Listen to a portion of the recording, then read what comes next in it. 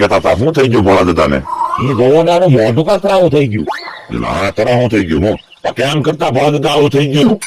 કાલે હાંજો છે ને તુખારી ખાધું ને રાતે 12 વાગ્યાનું આવું મોટું થઈ ગયું. બોલો લ્યો અમરાભાઈ, મને એવું લાગે છે ટસક્યું થઈ ગયું.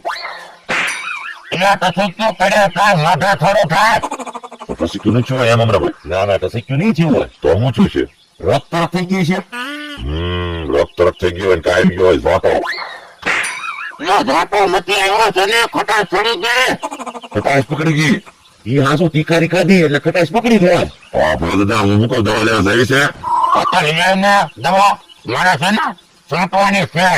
એટલે કઈ દવાની વાત કરો?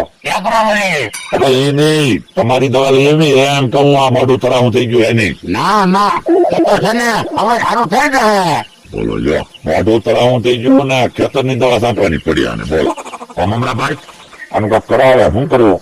વિચારવું જ પડશે ને, સારું નહીં કરવું પડે ને. તો ભોળા દાદા હા ડોક્ટર પાસે જવું છે?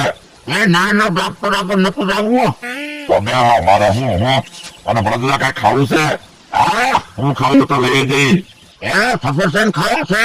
સફરજન ખાવા? હા તો લાવો પૈસા કિલો લઈ આવો એટલે તમે ખાઓ ને અમે ખાઈ, આપણે બધા ખાઈ. પણ પૈસા મારી પાસે નથી તું લઈ આવ ને. તો અમારી પાસે પૈસા હોય તો અમે ના સફરજન ખાઈ.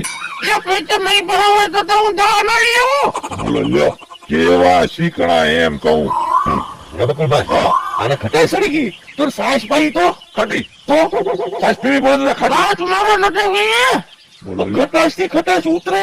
ના ના સાસ પીધી પછી તો આવું થઈ ગયું.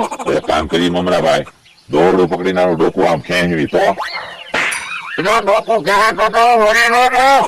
તમે તો મરી જાઓ, અમને આમ મારી નાખશો એમ કહું. મમરાભાઈ એક કામ કરો છો ને, આપણે દેશી કા ગિલાસ કરી આનો પાલી નાખો ને એક થપાટ તો થઈ જાય હરખું. યા છે રબકુલભાઈ. નાખો એક.